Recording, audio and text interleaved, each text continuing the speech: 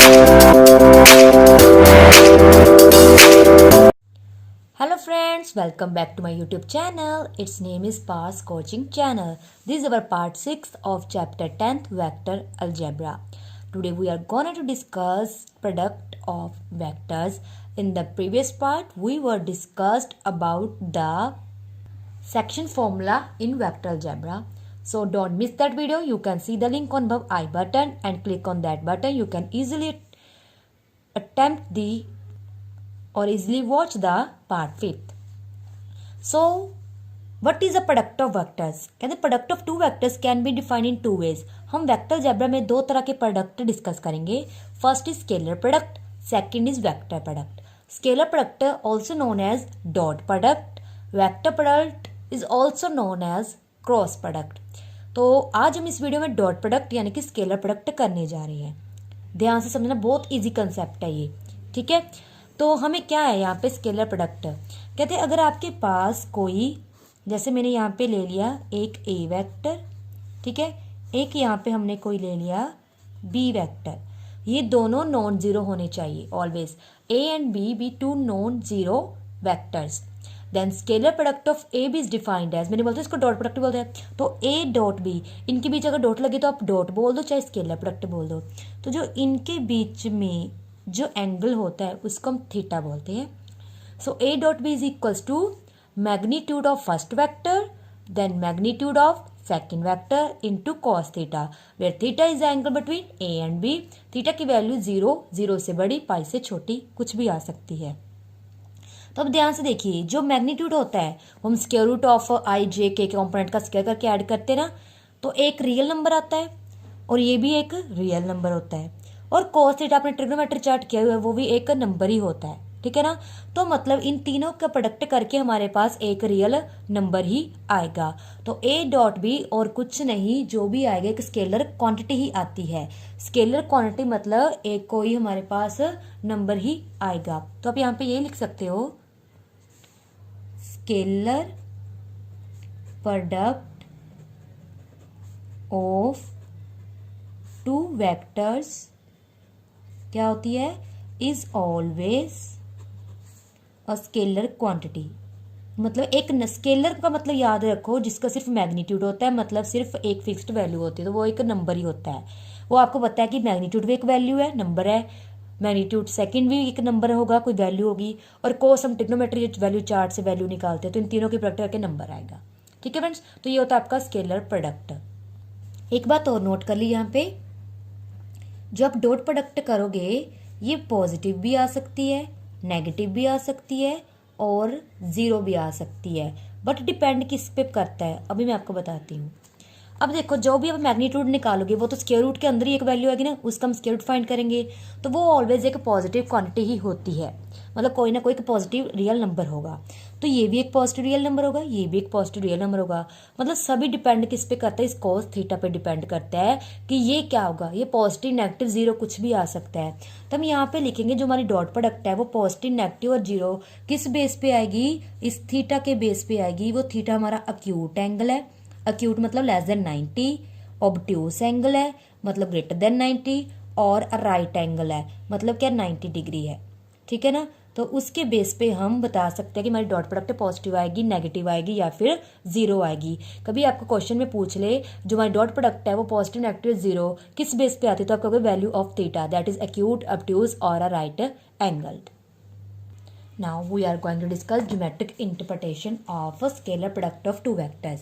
सबसे पहले मैंने क्या किया, हमने एक पोजीशन वेक्टर ओ ए लिया जिसको ए वेक्टर नाम दिया, पोजीशन वेक्टर एक ओ बी लिया जिसको हमने बी वेक्टर नाम दिया.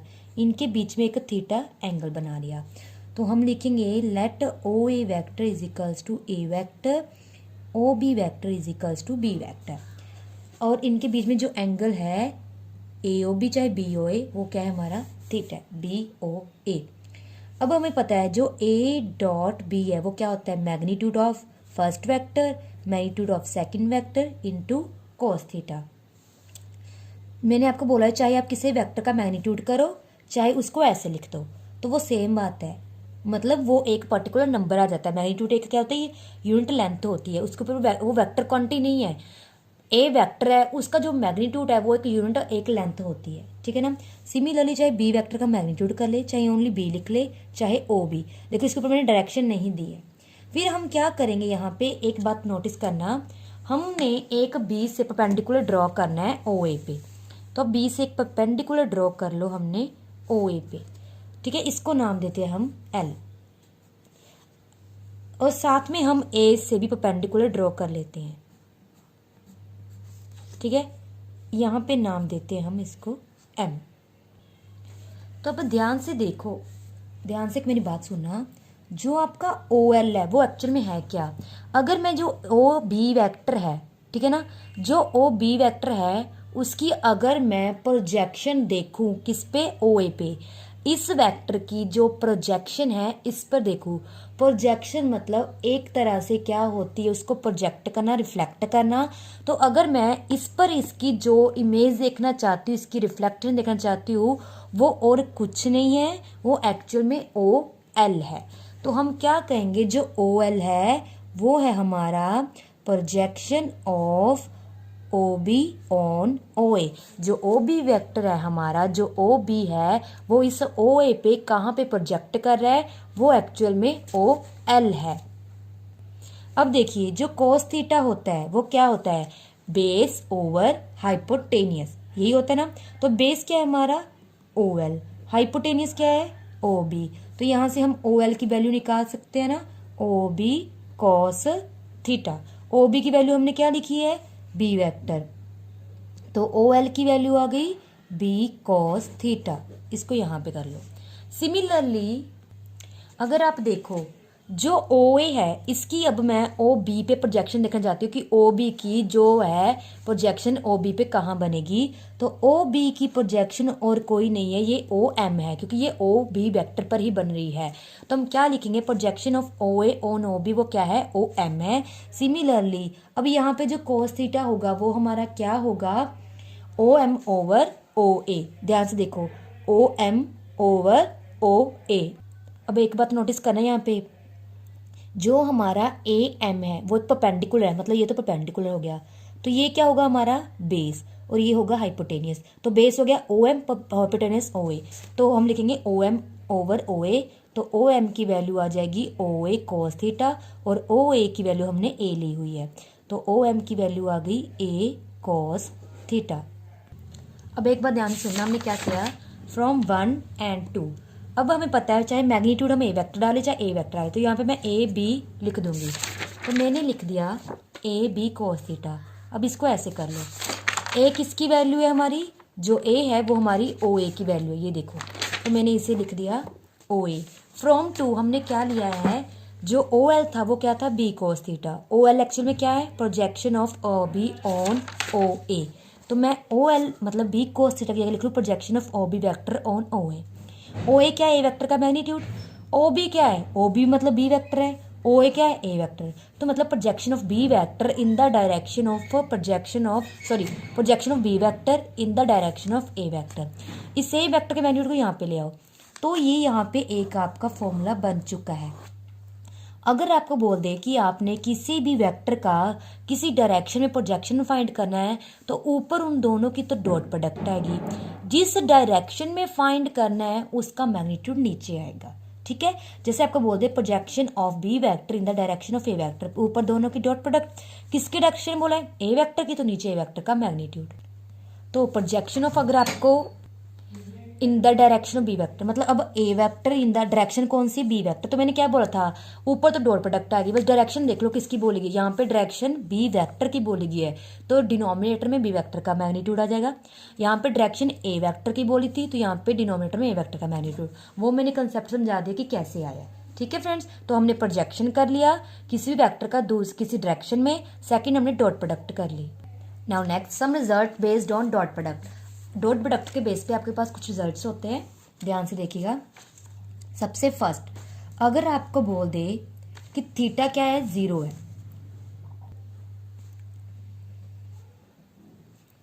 ठीक है, हमें पता है थीटा 0 मतलब क्या होता है, यहाँ पे कोस 0, कोस 0 क्या होगा 1। सो जो ए डॉट बी है आपका वो और कुछ नहीं, फर्स्ट वेक्टर का मैग्नीट्यूड इंटू सेकेंड वेक्टर का मैग्नीट्यूड हो जाएगा। ठीक है, इस बात का ध्यान रखना। और सिमिलरली अगर बोल दे थीटा आपका पाई है तो ए डॉट बी क्या होगा, कोस पाई कितना होता है, याद रखिए cos n pi is equals to -1 की पावर एन। जितना पाई के साथ मल्टीपल आता है वो -1 कर दो, पाई के साथ 1 आया है तो -1 की पावर 1 तो माइनस, मतलब अगर आपके पास थीटा पाई आ जाए तो ए डॉट बी किसके इक्वल होगा, minus of magnitude of A magnitude of B. Second है अगर आपका थीटा पाई बाय 2 हो जाए, पाई बाय 2 मतलब कोस pi by 2, cos pi by 2 क्या होता है 0, तो मतलब आपका ए डॉट बी क्या हो गया 0 हो जाएगा। अगर आपको डायरेक्ट बोल दे कि थीटा पाई बाय 2 है तो थीटा 0 आ जाए, डॉट प्रोडक्ट दोनों के मैग्नीट्यूड के इक्वल होता है, पाई आ जाए तो इनके आगे माइनस लग जाएगा, पाई बाय 2 आ जाए तो डॉट प्रोडक्ट 0 हो जाती है। अगर आपको डॉट प्रोडक्ट 0 गिवन हो तो आप क्या कह सकते हो, दो की प्रोडक्ट 0 कब आती है, जब दोनों में से एक तो पक्का 0 वेक्टर होगा, तो at least one of A and B, चाहे दोनों में से एक भी 0 हो सकते हैं चाहे दोनों भी 0 हो सकते हैं। और 0 कब आता है, अगर मैं थीटा की जगह पाई बाय 2 रख दूं तो क्या कह सकते हो, अगर डॉट प्रोडक्ट 0 है या तो दोनों में से कम एक 0 वेक्टर होगा या फिर थीटा पाई बाय 2 होगा। पाई बाय 2 मतलब क्या होता है, मतलब जो एंगल ए एंड बी के बीच में बन रहा है वो कौन सा होगा, राइट एंगल, मतलब ए बी हमारे क्या हो जाएंगे, परपेंडिकुलर वेक्टर बन जाएंगे। तो अगर आपको डायरेक्ट डॉट प्रोडक्ट 0 दी हो तो आप क्या लिख दोगे, A vector and B vector perpendicular, या फिर दोनों में से एक पक्का 0 होगा ही होगा। Now next, I J K are unit vectors perpendicular to each other. आपको पता है ना, हम एक्स एक्सिस के लॉन्ग क्या लेते हैं I unit, Y X along J and Z X along K क्या है। तो हमें ये पता है जो आई जे के है जो आपस में म्यूचुअली परपेंडिकुलर होते हैं, मतलब इनके बीच में 90 डिग्री का एंगल बनता है। अब इनके बीच का रिजल्ट देखो, अगर हम सेम की डॉट प्रोडक्ट करते हैं, अभी डॉट प्रोडक्ट का क्या फॉर्मूला किया है कि पहले का मैग्नीट्यूड फिर सेकंड का मैग्नीट्यूड देन इनके बीच में एंगल। अब इसका खुद के साथ एंगल, किसी भी वेक्टर के का खुद के साथ एंगल 0 ही होता है, तो मतलब आई तो यूनिट वेक्टर, मतलब इसकी वैल्यू 1 इसकी वैल्यू 1, यहाँ पे आ जाएगा थीटा 0 क्योंकि कुछ एंगल नहीं बन रहा तो ये भी 1, तो मतलब आई डॉट आई क्या हो जाएगा 1। सिमिलरली यहाँ से हमें पता चलता है कि जे डॉट जे भी 1 होगा, के कैप डॉट के कैप भी 1 होगा। तो ये आप दिमाग में बैठा लीजिए कि सेम यूनिट वेक्टर की डॉट प्रोडक्ट क्या होती है 1 होती है। अगर हम डिफरेंट की लें आई डॉट जे, अब देखो ये आई है जे है, हमें पता है ये यूनिट वेक्टर्स के परपेंडिकुलर, मतलब इनका मैग्नीट्यूड 1 है एंड परपेंडिकुलर होते हैं। परपेंडिकुलर मतलब थीटा क्या है 90 डिग्री है, तो पहले आई का फिर जे का देन कोस थीटा, थीटा कितना 90, कोस 90 क्या होता है 0, तो मतलब जो डिफरेंट की डॉट प्रोडक्ट आएगी आई डॉट जे डॉट के, चाहे के डॉट आई आ जाए तो वो क्या होती है 0 होती है। अब इसका आप चार्ट भी बना सकते हो, देखो आई डॉट आई ऑपरेशन हमारे पास और डॉट प्रोडक्ट है, तो आई डॉट आई हमने क्या था सेम का dot product 1, I dot J same का डिफरेंट का डॉट प्रोडक्ट 0, आई डॉट के 0, जे डॉट आई दोनों डिफरेंट है तो 0 आ जाएगा, जे डॉट जे दोनों सेम है तो 1 आ जाएगा, जे डॉट के कोई भी डिफरेंट डॉट प्रोडक्ट है वो क्या होती है 0, के डॉट आई अभी क्या था के डॉट आई 0, के डॉट जे डॉट के ला लो के डॉट जे ला लो तो वो भी 0, के डॉट के वो 1, तो मतलब ये एक आइडेंटिटी मैट्रिक्स बन जाती है आई जे के। आप ऐसे भी याद रख सकते हो या फिर ऐसे भी कंसेप्ट, ये बहुत आगे काम आएगा। Now next, properties of scalar और डॉट प्रोडक्ट। फर्स्ट है कम्यूटेटिव लॉ और कम्यूटेटिव प्रॉपर्टी, ये हमने पहले भी किया हुआ है because this is a vector algebra. तो अलजेब्रा में आपने इसमें अंडर ऑपरेशन सब चीज़ें डिस्कस करनी होती है। तो यहाँ पर डॉट प्रोडक्ट चल रहा है तो डॉट प्रोडक्ट की भी हम प्रॉपर्टी डिस्कस करेंगे, जैसे हमने क्या है under addition first second video में भी डिस्कस किए थे। तो कम्यूटेटिव लॉ को होता है अगर आपके पास कोई भी दो वेक्टर्स हैं, चाहे आपको फर्स्ट सेकंड के साथ कम्यूट कराए चाहे सेकंड को फर्स्ट के साथ कराए, तो ऑलवेज क्या आएगा उनका आंसर सेम ही आएगा। सेकंड आपकी आती है एसोसिएटिव लॉ। एसोसिएटिव के लिए आपके पास 3 वेक्टर होने चाहिए। कहते हैं अगर आपके पास A B and C 3 vectors हैं तो हम कहते हैं चाहे फर्स्ट को सेकंड के साथ, चाहे अंडर एडिशन बात कर रहे हो, अब अंडर क्या डॉट प्रोडक्ट बात कर रहे हैं प्रोडक्ट करो, चाहे उसको क्या है बाद में सी के साथ डॉट प्रोडक्ट करो, चाहे पहले बी सी की डॉट प्रोडक्ट करो ए की डॉट प्रोडक्ट करो, वो कभी इक्वल नहीं होती। Under addition associative law hold होता है, बट डॉट प्रोडक्ट में एसोसिएटिव लॉ होल्ड नहीं होता। ये बात याद रखना। नेक्स्ट है if M is any non zero scalar, मतलब एम आपके पास कोई भी नॉन जीरो रियल नंबर हो सकता है, चाहे आप उस एम को पहले ए वेक्टर के साथ प्रोडक्ट करो फिर करो डॉट प्रोडक्ट बी के साथ, चाहे आप क्या कर सकते हो एम को बाहर रखो पहले ए बी की डॉट प्रोडक्ट करो फिर उसको एम से मल्टीप्लाई कर दो, चाहे ए वेक्टर को बाहर रखो पहले एम को बी के साथ मल्टीप्लाई कर दो फिर ए के साथ डॉट प्रोडक्ट।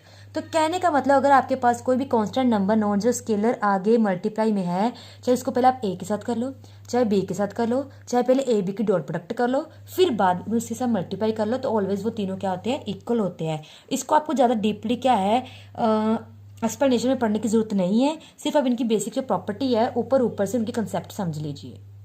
नेक्स्ट है डिस्ट्रीब्यूटिव लॉ। डिस्ट्रीब्यूटिव लॉ में भी हमें तीन वेक्टर की जरूरत पड़ती है, वहां पे आपके जहाँ पे दो ऑपरेशन होते हैं, एक तो एडिशन एक डॉट प्रोडक्ट। ये डॉट प्रोडक्ट है तो कहते हैं यहाँ पे ए हमारा क्या लेफ्ट साइड है तो इसे लेफ्ट लॉ भी बोल देते हैं डिस्ट्रीब्यूटिव लॉ।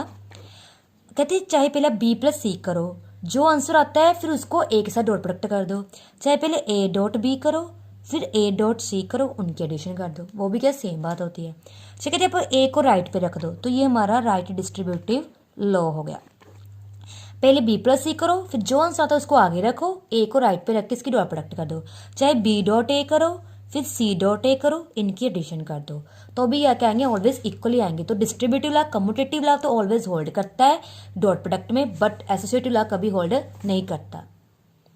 अब नेक्स्ट है कि आप सेम की अगर दो वेक्टर की डॉट प्रोडक्ट करते हो वो कुछ नहीं उसी ही ए स्क्वायर कहते हैं। जैसे अभी हमने डॉट प्रोडक्ट का फॉर्मूला किया, वो क्या होता है ए वेक्टर का मैग्नीट्यूड फिर सेकंड वेक्टर का मैग्नीट्यूड। अब मैंने अभी बोला था किसी भी वेक्टर का खुद के साथ एंगल क्या होता है 0, तो साथ में आ जाएगा cos 0 डिग्री, वो होता है 1। तो यहाँ पे क्या आ जाएगा मैग्नीट्यूड ऑफ ए का स्क्वायर। मैंने अभी बताया था कि मैग्नीट्यूड ए वेक्टर का कुछ नहीं होता, ए क्या होता है एक स्केलर नंबर ही होता है, तो यहाँ पे क्या आ जाएगा ए का स्क्वायर आ जाएगा। तो अगर आप सेम दो डॉट वेक्टर की डॉट प्रोडक्ट करते हो तो कुछ नहीं एक क्या है ए स्क्वायर में कन्वर्ट हो जाता है, मतलब क्या आ जाता है एक रियल नंबर ही आता है, मतलब उसी की क्या होती है स्क्वायर होती है। तो फ्रेंड्स आज के लिए बस इतना ही। आज के वीडियो में मैंने कुछ आपको बेसिक कंसेप्ट समझाने की कोशिश की। मैंने सोचा था कि आपको क्वेश्चन भी करवा दूँ तो उसके लिए वीडियो काफ़ी लेंथी हो जाएगी और आप बोर भी हो जाएंगे। तो आज के लिए आप क्या कीजिए इस टॉपिक को अच्छे समझिए क्या डॉट प्रोडक्ट होती है, हमने इनकी प्रोजेक्शन का कंसेप्ट किया है, कुछ रिजल्ट डॉट प्रोडक्ट के बेस के किया, अगर एंगल 0 हो पाई/2 हो तो आपने क्या यूज़ करना है प्रॉपर्टीज़ की है, तो इनको अच्छे से क्या है समझ लीजिए, कंसेप्ट को माइंड में क्या कर लीजिए सेव कर लीजिए। सो नेक्स्ट वीडियो में हम कुछ न्यू टॉपिक और इनकी क्वेश्चन को डिस्कस करेंगे। सो आज के लिए इतना ही friends, thank you friends, bye.